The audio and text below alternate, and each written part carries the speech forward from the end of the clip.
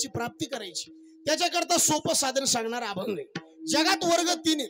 पहिला वर्ग असा आहे तो भक्ती करीत नाही, दुसरा वर्ग असा आहे भक्ती करून मुक्कामाला गेला, आणि तिसरा वर्ग असा आहे भक्ती करतो पण त्याला अवघड साधन जमत नाही. विठ्ठला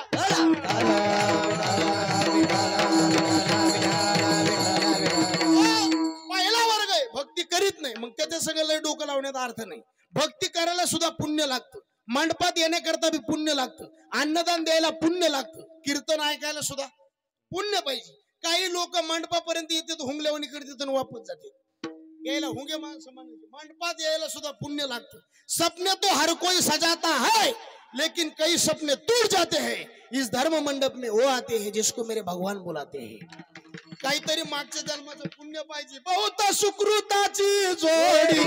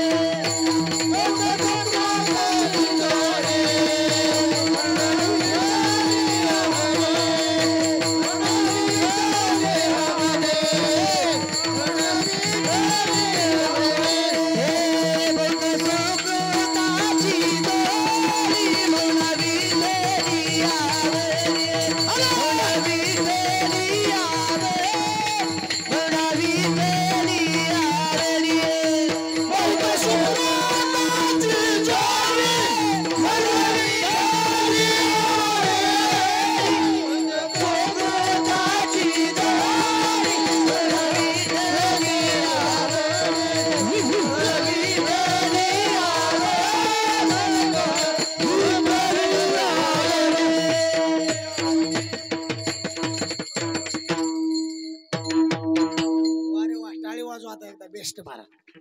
आता काय 11 वाजले काय 12 वाजले काय 1 वाजला काय, तुम्ही फक्त उठायचं नाही बरं का. उठतान का चलू द्यायचं का 12 वाजेपर्यंत? होय तरुण चलू द्यायचं का? हात वरी करा बरं, हात वरी करा. कीर्तन कोणाला बंद करू वाटते, फक्त हात वरी घ्या. वातावरण चांगलं, गायक चांगले येतं, वादक चांगले येतं, ऐकणारे बी चांगले आहेत. माईक सिस्टीम वाले नंबर 1 आहेत महाराज. एकदा टाळी वाजवते याच्याकरता बेस्ट. टाळी वाजली म्हणजे पटणं पुढे सरकत आहे जरा मोकळ्या मनाने. विठ्ठला विठ्ठला. लोक बरेच म्हणतात महाराज परमार्थात लोक येत नाहीत नाही त्यांचं पाप आहे महाराज.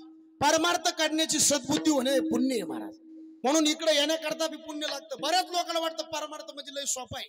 सोपा नाही महाराज, अजिबात नाही. पहिली गोष्ट परमार्थ निर्माण होत नाही, झाला तर तो टिकत नाही, टिकला तर अंगावर बांधत नाही, अंगावर बांधला फलापर्यंत जात नाही. एक तर एखाद्याला लेकरू होत नाही, झालं तर ते जगत नाही, जगलं तर शाळेत जात नाही, गेलं शाळा तर पास होत नाही, झालं पास नोकरी नाही, लागली नोकरी छोकरी नाही, मिळाली नांदत नाही, नांदती लेकरू नाही, आनंद अडचणीत मारा. बऱ्याच लोकांना वाटतं माळ घातली गंध लावली म्हणजे बाबा झाला. इतक्या बाबा होत नाही. माळ घालणं आतलं लक्ष नाही का बाह्य लक्ष नाही? हा, आणि माणूस आतून निर्मळ पाहिजे का बाहेरून निर्मळ पाहिजे? हा, कीर्तन भरपूर येतं, कीर्तनाला काही दम नाही. घर बांधायचं कीर्तन येत नवल नाही, मी घर पाडायचं कीर्तन केलं. हे काय सांगू? कीर्तन भरपूर झाले, परमार्थाची लांबी रुंदी वाढली, खोली कमी झाली. आता तुमच्या गावातला सप्ताह किती वर्षापासून येऊ बोला? 10. तुमच्यात काय बदल? कोण म्हणलं ना इकडे तू? काहीतरी बदल झाला पाहिजे, आणि सप्ताह केला तर बदल होतोच. आणि पुन्हा ऐका, सांगणारा जर चांगला असला ऐकणारच बदल होतो. बरोबर आहे का नाही? आता आम्हाला मुळे देऊन तुम्हाला खरूच आहे. बरं कोणाचं करायचं मला सांगा तुम्ही. परमार्थाची लांबी रुंदी वाढली. डाळ उतू चालली का फेस उतू चाललाय? बोला काय फेस. आणि आपण काय म्हणतो? परमार्थाची लांबी रुंदी वाढली, खोली कमी झाली. आणि परमार्थ करण्याकरता हे शरीर आहे. आतून ज्या दिवशी माणूस निर्मळ होईल, आणि कीर्तनाचं मुख्य प्रयोजन ते आहे महाराज. हो, शिजवलेलं अन्न खाण्याकरता का फ्रीज मध्ये ठेवण्याकरता? बोला बोला. सोन्याचे अलंकार अंगावर घालण्याकरता का कपाटात ठेवण्याकरता?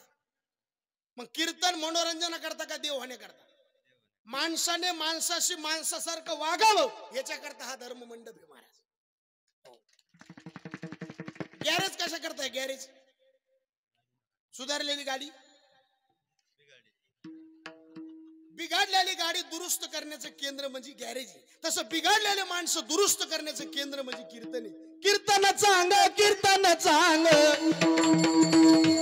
अंग हरी रूप, अंग हरी रूप, अंग हरी रूप.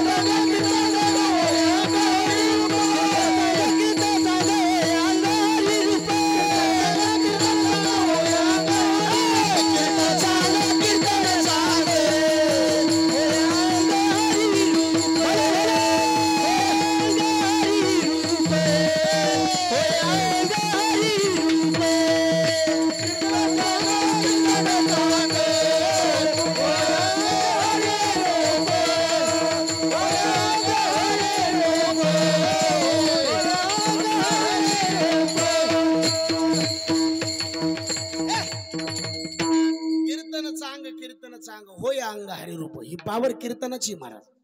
आणि भजन कीर्तन करण्याकरता नरदेव मिळाला. देव दिला देह भजन गोमटा, देव दिला देह भजन गोमटा, देव दिला देह भजन गोमटा, देव दिला देह भजन गोमटा.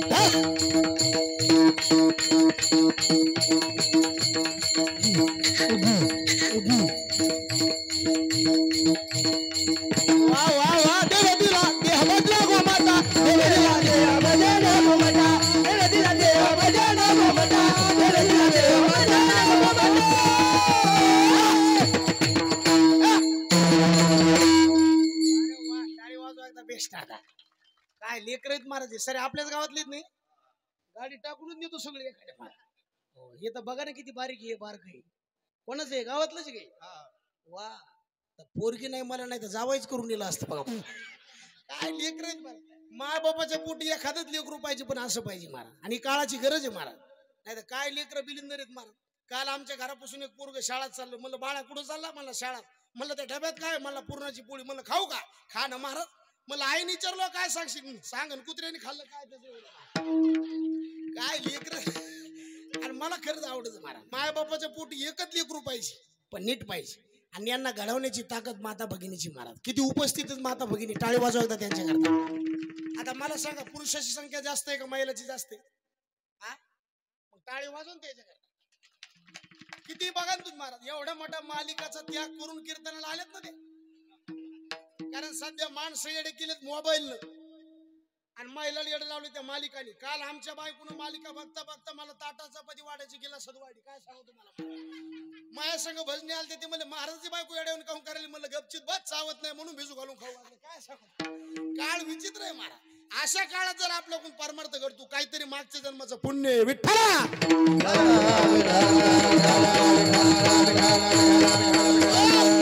अनमोल किमतीचं तुम्हाला आम्हाला देवाने शरीर दिलं. मग ज्याच्या करता दिलं त्याच्या करता वापरा. गाईचं दूध वासरा करताय का मालका करताय बोला. काय दुखायला का तुमचं. असं मोकळ्या मनाने बोला. घाली लोटांगण मोकळं पटांगण. गाईचं दूध कोणा करताय. मग वासराला पिऊ द्यावा का वासरू आखडावा. का येऊ खाली मी कस करू.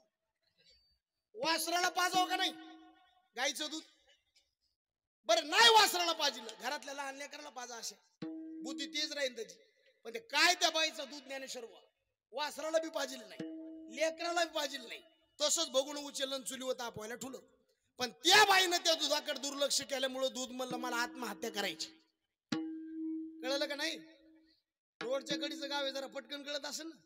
आत्महत्या केली म्हणजे दूध उतू. बाई पळत आली म्हणली मायो कृष्ण अर्पण. उतू गेल्यावर जमतंय का? गाईचं दूध वासराला न पाजिता लेकराला न पिऊ देता चुलीत उतू जाणं याचाच अर्थ गाईचं दूध वायाला जाणं, देवाकडून मनुष्य शरीर भाजना करता घेणं आणि भजन न करता विषय भोगणं याचाच अर्थ शरीर वायाला जाणं. विसरली तया सांगतो तू माझी